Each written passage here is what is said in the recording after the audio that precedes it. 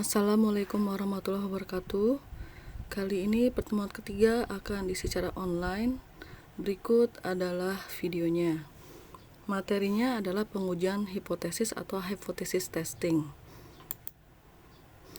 Apa itu hipotesis? Menurut Profesor Nasution, definisinya adalah pernyataan tentatif yang merupakan dugaan tentang hal-hal yang kita sedang amati. Adapun menurut Lehman dan Romano, hipotesis statistik adalah pernyataan tentang parameter. Parameter tersebut merupakan ukuran statistik tentang populasi, bukan sampel. Next. Hipotesis itu merupakan hal yang masih lemah dan seperti yang telah kita ketahui bersama, harus diuji kebenarannya atau dibuktikan. Kemudian hipotesis tersebut dapat diterima atau ditolak. Dan cara untuk menerima atau menolaknya yaitu dengan cara hipotesis testing. Ada dua jenis hipotesis. Yang pertama adalah korelatif hipotesis, yaitu pernyataan ada atau tidaknya hubungan antara dua variabel atau lebih. Di sini kata kuncinya adalah hubungan. Kemudian yang kedua adalah komparatif hipotesis, yaitu pernyataan ada tidaknya perbedaan antara dua kelompok atau lebih. Kemudian kata kuncinya di sini adalah perbandingan dua kelompok. H yang pertama adalah H0 atau null hypothesis. Merupakan hipotesis yang berlawanan dengan teori yang akan dibuktikan. Seperti yang kita tahu bahwa H1 merupakan hipotesis penelitian, yaitu teori yang akan kita buktikan ada di sana.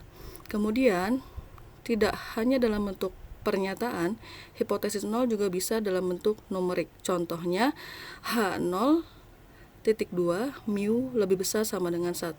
Artinya adalah rata-rata keluarga di Jakarta mempunyai misalkan TV minimal 1. Bisa 1 atau lebih, maka digunakan tanda lebih besar sama dengan.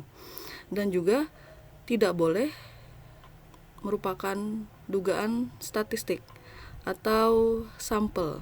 Sehingga jangan gunakan X bar, tapi gunakanlah mu, karena X bar adalah rata-rata sampel, sedangkan mu adalah rata-rata populasi. Dan dimulai juga bahwa hipotesis 0 adalah bernilai benar. Jadi dugaan awal kita seperti azas praduga tidak bersalah. Seperti yang sudah dijelaskan bahwa H0 itu mengandung tanda sama dengan. Dapat diterima atau ditolak. H1 atau HA singkatan dari hipotesis alternatif merupakan kebalikan dari H1. Nama lainnya dari H0.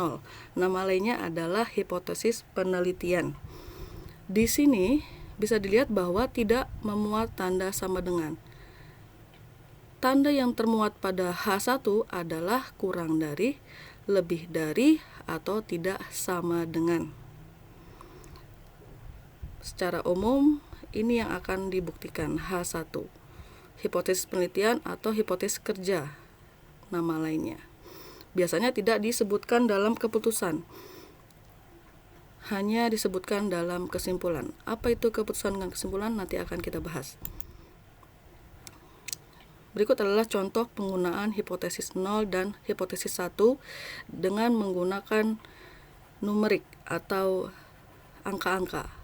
Yang pertama, H0 mu sama dengan Rp12.200. Rp12.200 merupakan harga dari, misalkan saja di sini adalah harga beras di suatu daerah jenis A. H1-nya di sini harga beras jenis A di suatu wilayah bukan Rp12.200. Pernyataan ini kita taruh di H1. Karena katanya adalah bukan, maka tandanya adalah tidak sama dengan. Sedangkan kebalikannya berarti sama dengan, itu kita taruh di H0. Yang kedua, di sini penekanannya ada di kata kurang dari atau less than. Sekali lagi, pernyataan ini kita taruh di H1. Mu kurang dari. Sedangkan lawannya yaitu lebih dari sama dengan, kita taruh di H0. Terakhir, ada kata lebih dari. ini juga kita taruh di H1, sedangkan lawannya yaitu kurang dari sama dengan kita taruh di H0. Nah, kita ketemu lagi dengan grafik atau diagram normalitas data. Di sini ada kata-kata critical point, ya, yang pakai tanda bintang. Sedangkan daerah yang berwarna hijau adalah daerah rejection area. Apa itu rejection? Penolakan. Siapa yang ditolak? Yang ditolak adalah H0. Sedangkan area yang berwarna putih kita sebut sebagai acceptance area. Lagi-lagi, siapa yang di-accept? Yang di-accept adalah H0. Berikut adalah contoh dari H0, H1 yang ada di slide sebelumnya. Kalau kita lihat yang pertama, di sini critical point hanya ada di sebelah kiri, yaitu left tail. Sedangkan yang kedua, critical point ada di sebelah kanan atau right tail. Sedangkan yang ketiga, critical point ada di kedua buah sisi atau two tail. Apa itu critical point? Titik di mana kita bisa menggunakan nilai tersebut untuk menerima atau menolak H0. Alfa atau taraf nyata atau level of significance. Apa itu alfa? Nama lainnya adalah tingkat signifikansi. Simbolnya bisa disebut sebagai alfa. Alfa sudah kita lihat pada slide sebelumnya. Pada saat dia satu sisi, alfa tidak dibagi dua. Pada saat dua sisi, dia terbagi jadi dua.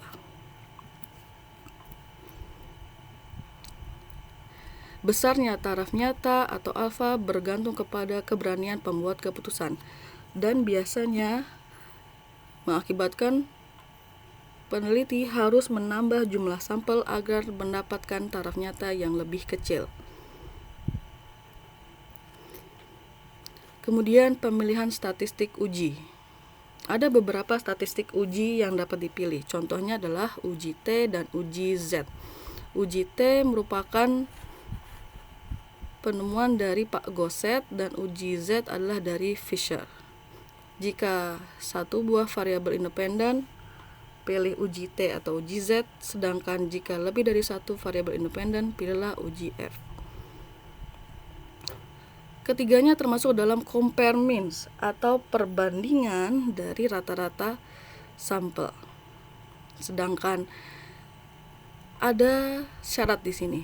Jika standar deviasi populasi diketahui, ya, standar deviasi populasinya diketahui, ingat nggak kira-kira apa lambangnya? Lambangnya adalah sigma. Dan jumlah sampel lebih dari 30, nah ini juga penting, maka gunakan rumus Z hitung. Ya, rumusnya adalah X bar rata-rata sampel dikurang mu 0 ini ya, atau rata-rata yang dihipotesis nolkan dibagi sigma standar deviasi populasi dibagi akar N. Itu jika diketahui standar deviasi populasi. Tapi jika diketahui yang bukan populasi, yaitu sampel, nama lainnya adalah standar deviasi atau SD, dan jumlah sampelnya kurang dari atau sama dengan 30, maka Anda dapat menggunakan rumus T. Rumusnya hampir mirip, hanya perbedaannya ada di jumlah sampel dan jumlah populasi dan juga standar deviasi sampel. Kalau Z pakai yang populasi. Nah, ini adalah kurva dari distribusi normal.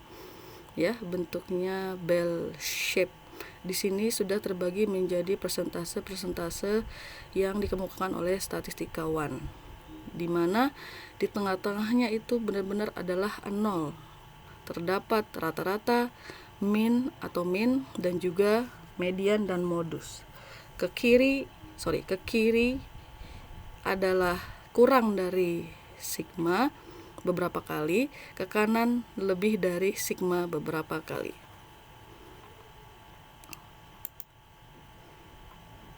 Oke, sepertinya part 1 sampai situ. Terima kasih banyak. Bersambung ke part 2.